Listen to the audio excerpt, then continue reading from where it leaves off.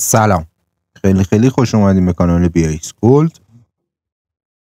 امروز 4 سپتامبر 2025 با نوبت اصل نشستیم. متاسفانه ویدیویی که ضبط کردم فایلش مشکل داشت و دوباره فقط جهت توضیح این که توی این نوبت چه کاری انجام دادم این ویدیو ضبط شد.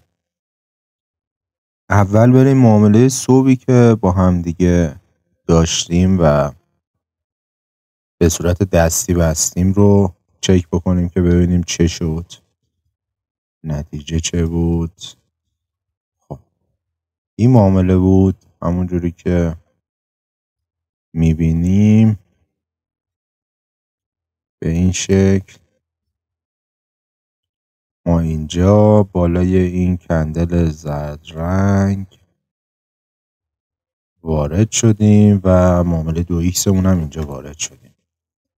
تایم کاریمون داشت تموم میشد، یعنی تمام شده بود، ساعت 6 صبح بود. اینجا تو نقطه ورود سر به سر خارج شدیم و تقریبا 14-15 دقیقه بعد از اون، دقیقا 15 دقیقه بعد از اون داستان اینجا به ما تیپی یکمون رو داده بود که نقطه خروج ماست معمولا از معامله و این رو من داخل ژورنالم تیپی ثبت میکنم تا آخر ماه با اون معاملات چک بکنیم ببینیم که دقیقا چی شده. و اما امروز عصر چیکار کردیم؟ ما داخل یک تریدینگ رنج بودیم، همینطور که میبینید داخل یک تریدینگ رنج بودیم. دقیقا تریدینگ رنج نواهیش چی بودن؟ به این شکل بوده. صبح ریزش داشتیم، بک زدیم، اینجا بریک ایون بوده، یه مقدار ریخته، دوباره رفته بالا تا به این بریک ایون این بالا که دوباره بک زده و تا این کف اومد. همینجوری توی تریدینگ رنج بودیم تقریبا. البته میتونیم یک اصلاح در نظر بگیریم که اگه اینجا یه خط بکشیم بریکش دوباره سل بگیریم برای لگ دوم. این لگ باید ببینیم که چی میشه. و داخل یک تریدینگ رنج بودیم، اومده بود بالا، اینجاها نشسته بودیم، به خاطر این سخت دنبال موقعیت فروش بودیم. یه موقعیت فروش زدیم به خاطر ریاکشن ها، اولی رو نگرفتیم و با دومی وارد شدیم. منتها خیلی سریع از نقطه ورودمون پرت کرد، یعنی پرت شد پایین، پرید پایین، گپ زد و تقریبا رو تیپی نیم باز کرد. دوباره روی تیپی یک هم بسته نشد و اومد یه مقدار پایین تر بست. اولی معاملمون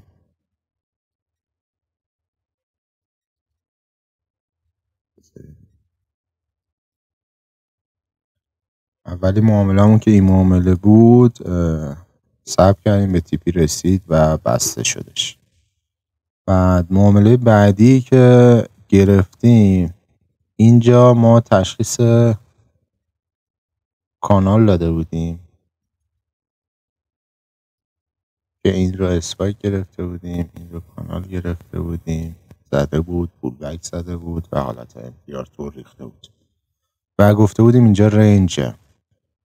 منتظر بودیم که یک ناحیه رنجی رو از این سقف با این دوتا کندل بسازه و وارد معامله بای نشدیم. گذشت، اومدیم این بالا، اینجا هم با این وارد معامله بای نشدیم و با این سه کندلی که میبینیم بعد از بریک عدد روند وارد شدم برای معامله بای و حد ضرر اینجا بود.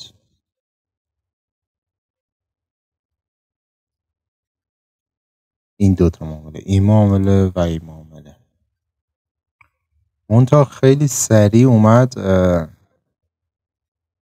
2x من رو فعال کرد و من باهاش وارد معامله شدم. به خاطر اینکه خیلی سریع اومد فکر کردم که میخواد بک بزنه به این ناحیه بریک شده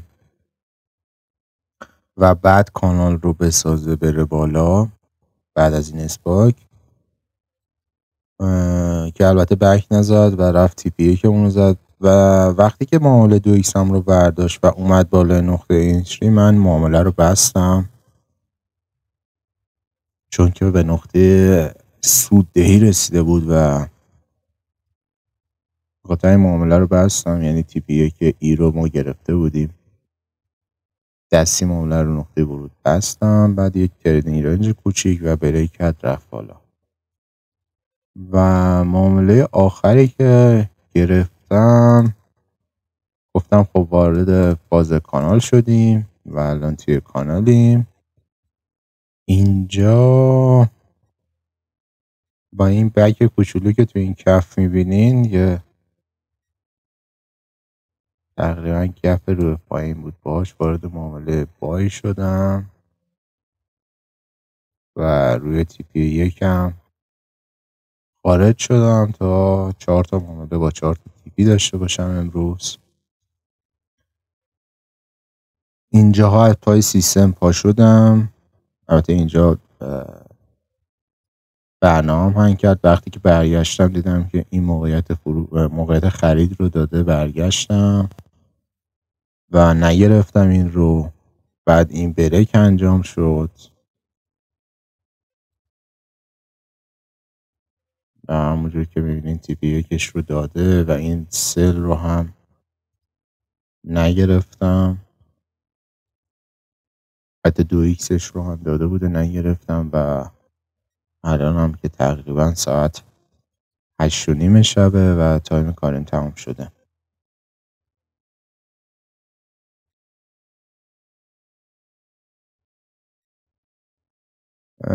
نکته‌ای که امروز باهاش برخورد کردم چون توی تریدینگ رنجه این بازار کلا الان داخل تریدینگ رنجه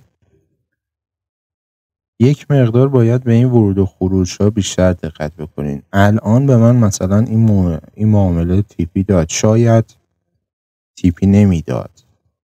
احتمال اینکه تیپی نده چون توی این سقف بودیم